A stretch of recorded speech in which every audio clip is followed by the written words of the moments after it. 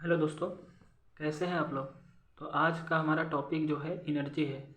हमने अपने पिछले लेक्चर में आपको वर्क के बारे में बताया था। तो हमने उसमें बताया था कि force work is equal to force into displacement.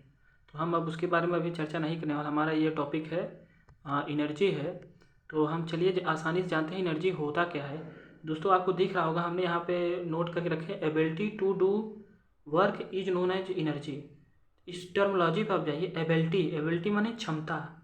आपके अंदर कितनी क्षमता है कि आप कितनी क्षमता से किसी ऑब्जेक्ट पर वर्क कर रहे हैं, उसी को क्या बोलेंगे, एनर्जी बोलेंगे। जैसे मान लीजिए ये कोई ऑब्जेक्ट है और आपकी क्षमता है कि आपकी ये क्षमता है कि क्या नाम है, आप इसके ऊपर एबिलिटी लगा रहे हैं, क्षमता लगा रहे हैं, यहाँ से डिस्प्लेस करके यहाँ कर दिया आप इसको। तो ये क्या है, ये आपकी क्या था, आपकी एबिलिटी थी। क्या था, आपकी क्षमता थी कि आपने उसे, आप जानते हैं कि हम इसको डिस्प्लेस कर सकते हैं। जैसे मान लीजिए बॉल है, बॉल आप जानते हैं कि हम इसको डिस्प्लेस कर सकते हैं। अभी हम बोल दें कि आप जो है कोई आपके जो क्या नाम है, आपका जो वाल का रूम का जो वाल है, अभी हम आपको बोल दें वो डिस्प्लेस करके दिखाइए, तो वो क्या है, वो आपकी तो क्षमता नहीं है। तो क्या है, क्षमता वो है कि ability to do the work is known as energy. तो दोस्तों इस एनर्जी जो है ये आपका स्केलर क्वांटिटी है। हम आपको स्केलर वेक्टर आपको बताए थे। तो आप थोड़ा सा मेरा पिछले वीडियो आप देखा करिए, तो उसमें हमने आपको बताया था स्केलर क्वांटिटी। क्या था, स्केलर क्वांटिटी। तो स्केलर क्वांटिटी में दोस्तों क्या होता है, इसमें हम only consider magnitude, no direction. इसके अंदर क्या है, ओनली मैग्नीट्यूड है, डायरेक्शन नहीं है। क्या है, डायरेक्शन दोस्तों नहीं है इसमें। तो चलिए अब इसके आगे हम चलते हैं।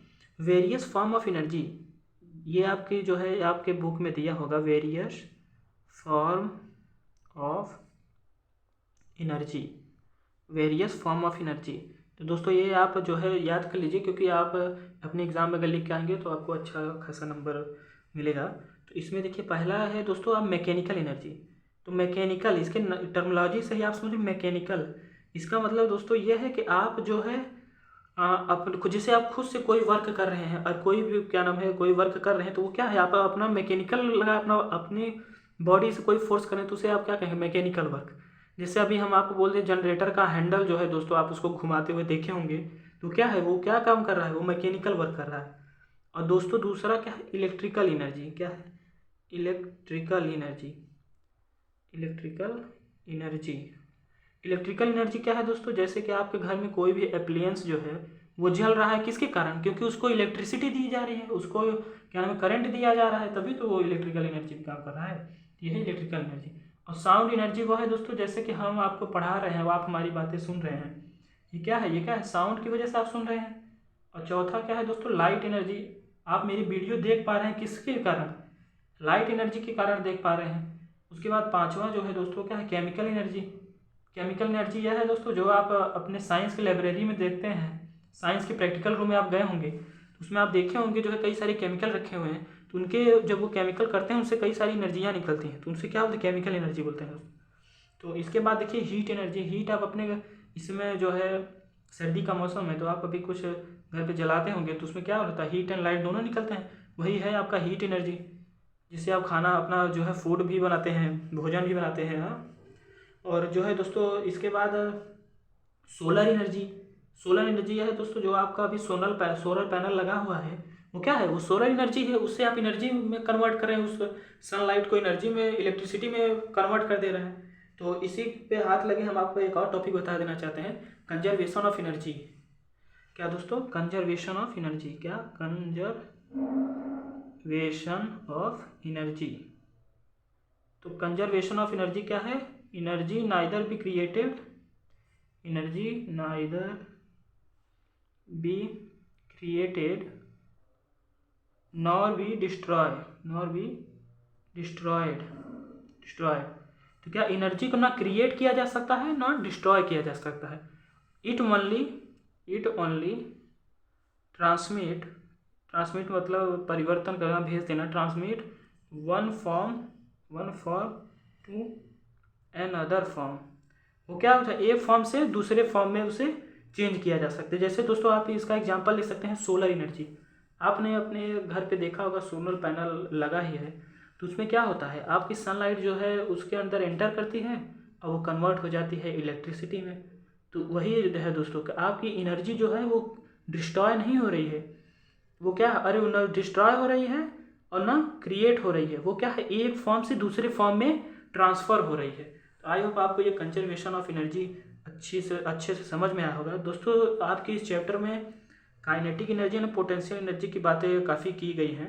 अभी हमने आपको जूल इसका जो है एसआई वो नहीं बताया, क्या एसआई यूनिट। देखिए एसआई यूनिट इसका क्या है, जूल है, वर्क ही तरह है, वर्क और इसका एनर्जी का एसआई यूनिट सेम होता है। तो हम अभी चर्चा करने वाले थे kinetic energy and potential energy. तो चलिए अब देखते हैं kinetic energy and potential energy देखने के लिए हम अपने दूसरे पेज का प्रयोग करते हैं। तो इसमें दोस्तों देखिए काइनेटिक एनर्जी यह होता है दोस्तों, अगर जैसे कोई ऑब्जेक्ट, जैसे अगर ये क्या है, आपका कोई बॉल है और ये कोई हाइट है किसी भी, जैसे घर और है कुछ भी, आप यहाँ से क्या नाम है एक बॉल को फेंकिए दोस्तों, इसको क्या यहाँ से जैसे आप बॉल को उठा करके, या पानी वाला एग्जांपल ले लीजिए, जैसे आपका टंकी है दोस्तों, ये क्या है, आप यहाँ से जो पानी भरते हैं तो वो पानी क्या होता है, उसके अंदर काइनेटिक एनर्जी होती है उस वाटर के अंदर। जब ये ऊपर जाता है आपके पाइप द्वारा इस टंकी में, तो क्या होता है उसमें काइनेटिक एनर्जी, जो ये पानी स्टोर हो जाता है तो वो किस फॉर्म में हो जाता है, potential energy by the conservation of energy, potential energy के फॉर्म में कन्वर्ट। यही आपको मैं एक थोड़ा सा इंट्रोडक्शन देना चाहता था, kinetic energy and potential energy होता क्या है। तो चलिए दोस्तों हम इसी हाथ लगे आपको डेरिवेशन भी करा देते हैं। क्या derivation of kinetic energy, kinetic energy समझने के लिए दोस्तों, ये मान लीजिए आपको कोई ऑब्जेक्ट है और दोस्तों इसके ऊपर आप फोर्स लगा रहे हैं। अभी ये क्या है, रेस्ट पे है। अगर कोई ऑब्जेक्ट रेस्ट पे होता है दोस्तों, हमने आपको अच्छे से पढ़ाया था, तो उसका इनिशियल वेलोसिटी 0 होता है। इसको हम ये एस डिस्प्लेसमेंट इसके अंदर डिस्प्लेस करके, तो ये ऑब्जेक्ट यहाँ पे आ जाता है दोस्तों। ये क्या है, इसके अंदर हम फोर्स लगाएं इस डायरेक्शन में, तो ये एस डिस्प्लेसमेंट कवर करके यहाँ पे ये ऑब्जेक्ट आ जाता है दोस्तों। हम क्या ना है बाय द न्यूटन जो इक्वेशन ऑफ मोशन के थर्ड नियम के द्वारा, इक्वेशन ऑफ थर्ड मोशन, जो इक्वेशन ऑफ मोशन का थर्ड वाला नियम है दोस्तों, जो कि v² = u² + 2as है। यहाँ पे दोस्तों जो है हमने अभी बताया कि u = 0 है रेस्ट पे, तो यह क्या है, हम इसको u की जगह क्या 0 रख देंगे, तो क्या हो जाएगा v² = 2as। तो दोस्तों इसमें जो 2as है, आपको ये s वाला जो है आपको एक तरफ करना है, बाकी सब इस तरफ कर दीजिए। तो ये क्या है, इस तरफ आएंगे तो ये क्या है, ये मल्टीप्लाई में ये क्या हो जाएंगे, डिवाइड हो जाएंगे। तो v² = 2a s। तो दोस्तों ये क्या है, आपका इक्वेशन नंबर फर्स्ट है। अब दोस्तों जो है इसको आप किस में पुट करेंगे, आप अभी तक एक ही फार्मूला जानते हैं वर्क का क्या होता है, वर्क = फोर्स इंटू डिस्प्लेसमेंट। तो इसी s की जगह दोस्तों आप ये रख देंगे। तो चलिए अब रख देते हैं F इंटू क्या नाम है, ये s का रखेंगे दोस्तों क्या, v²/2a। तो दोस्तों आप अब आपका जो है माइंड काम कर देना चाहिए, क्योंकि F = क्या होता है, मास इंटू एक्सीलरेशन। यहाँ पे F की जगह हम रख देंगे क्या नाम है, ma। तो वर्क की जगह क्या रख दें, ma इंटू v²/2a। दोस्तों देखिए ये क्या है, बटे में है, ये क्या इसके ये बटे में है, तो ये a से a जो है कैंसिल आउट हो जाएगा, तो क्या बचेगा, देखिए हम इसको एक शुद्ध लिख देते हैं साफ 12mv²। देखिए ये क्या है, यहाँ पे 1/2 है, इससे हाफ हो गया, और ये m है और ये v² है, तो क्या हो जाएगा 12mv²। ये वर्क है दोस्तों, तो वर्क ही क्या है, ability to do work is no energy, तो हम इससे एनर्जी भी कंसिडर कर सकते हैं। ठीक है, एनर्जी = 12mv²। दोस्तों आई होप आपको समझ में आया होगा ये एनर्जी का डेरिवेशन कैसे हुआ है। तो इसको हम दोबारा रिवाइज करा देते हैं। तो देखिए ये कोई ऑब्जेक्ट था, इसके ऊपर आप फोर्स, ये रेस्ट पे था, तो इसकी इनिशियल वेलोसिटी क्या है, 0 है। तो अभी इसके आप ऊपर आप फोर्स लगाएंगे तो एस डिस्प्लेसमेंट करके ये ऑब्जेक्ट यहाँ पहुँच जाएगा। उसके बाद आपको equation of motion third equation of motion आपको आपके दिमाग में आ जाना चाहिए। उसमें दोस्तों इसमें इनिशियल वेलोसिटी क्या है, 0 है, तो आप 0 रखेंगे तो क्या v² = 2as हो जाएगा। उसके बाद s को आप एक तरफ कंसीडर करिए और बाकी सब कुछ तरफ भेज दीजिए। उसके बाद दोस्तों आप फार्मूला जानते हैं वर्क का, और वर्क पे दोस्तों क्या है, s का जो है वैल्यू रख देंगे v²/2a।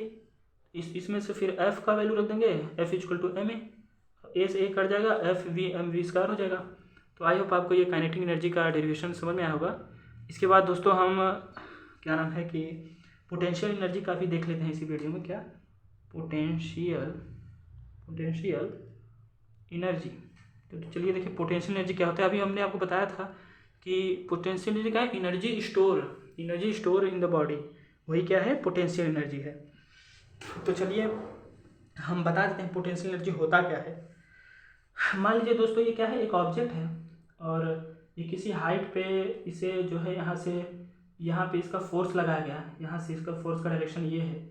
ये एक ऑब्जेक्ट है जिसका मास m है और इसके नीचे जो है दोस्तों आप जानते हैं कि W लगता है, W equal to M G. तो इसके नीचे क्या W equal to M G लग रहा है दोस्तों। और ये क्या है, एक डिस्टेंस हाइट है h ले लीजिए आप, इसको ऐसे कर दीजिए वरना आप थोड़ा सा कंफ्यूज होंगे। h इसको ऐसे, ये क्या नाम है, W equal to M G हो गया।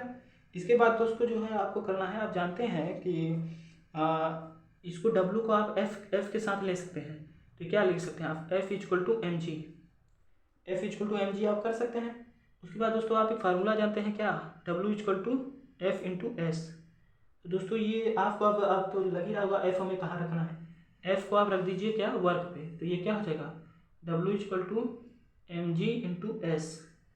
और दोस्तों ये जो s है ये डिस्प्लेसमेंट कहाँ हो रही है, h में हो रही है। तो s की जगह आप डिस्प्लेस करके h भी लिख सकते हैं। क्या हो जाएगा, W equal to M G H. तो ये दोस्तों ये क्या वर्क है, और work ability to do work क्या हो जाएगा, एनर्जी भी होता है। क्या लिख सकते हैं आप, energy equal to M G H. दोस्तों ये काफ़ी शॉर्ट डेरिवेशन है, आई होप आपको डेरिवेशन समझ में आया होगा। दोस्तों आप डेरिवेशन पे काफ़ी फोकस किया करिए, क्योंकि डेरिवेशन से ही आपका माइंड जो है शार्प होता है और उसी से लगता है आपको जो है फिजिक्स कितनी आसानी से आपको समझ में आ रहा है। तो आई होप आपको ये समझ में आ गया होगा kinetic energy and potential energy का डेरिवेशन कैसे होता है और ये क्या होते हैं। आपको मैंने ये टंकी के एग्जांपल से आपको समझाया था, क्योंकि देखिए आप इससे परिचित हैं तो इससे आपको आपके दिमाग में ज़्यादा क्लिक करेगा कि ये पॉइंट यहाँ से आ रहा है। तो आई होप आपको ये लेक्चर काफ़ी अच्छा लगा होगा। तो चलिए एक बार हम देख लेते हैं कि हमने आज क्या क्या देखा। तो दोस्तों हमने ये देखा कि हमने देखा energy, ability to do work is known as energy. उसके बाद हमने इसको देखा कि स्केलर क्वांटिटी है, इसमें मैग्नीट्यूड कंसीडर किया जाता है। उसके बाद हमने क्या देखा, एसआई यूनिट इसकी क्या होती है, जूल होती है। उसके बाद हमने क्या देखा, वेरियस फॉर्म ऑफ एनर्जी हमने देखा, जिसमें यहाँ पर हमने पढ़ा क्या, mechanical energy, electrical energy, sound energy, light energy, chemical energy, heat energy. दोस्तों ये सारी एनर्जियों से आप परिचित होंगे, मगर आप जो है इसको, आपका माइंड जो है क्लिक नहीं कर पाता है कि हाँ ये जो है साइंस का पार्ट है। तो देखिए दोस्तों आप क्लास 9th में है, अगर आप इसको अच्छी तरह से पढ़ेंगे तो आपका माइंड जो है काफ़ी अच्छे से क्लिक करेगा कि हाँ भाई ये जो है हमने इसको पढ़ा था। उसके बाद हमने ये काफ़ी इंपॉर्टेंस है, ये काफ़ी इंपॉर्टेंस है, इसको आप ध्यान दीजिए। इंपॉर्टेंस ये है, conservation of energy, energy neither be created nor be destroy, it transmit one form to another form. इसे एक फॉर्म से दूसरे फॉर्म में परिवर्तित किया जाता है। तो इसको आप अच्छी तरह से समझ गए होंगे। उसके बाद दोस्तों हमने आपको काइनेटिक एनर्जी, पोटेंशियल एनर्जी बताया था, तो इसका हमने डेरिवेशन भी कराया है आपको। तो आप इसको जो है अच्छी तरह से देखिए और ठीक से पढ़ाई करिए। चलिए थैंक यू।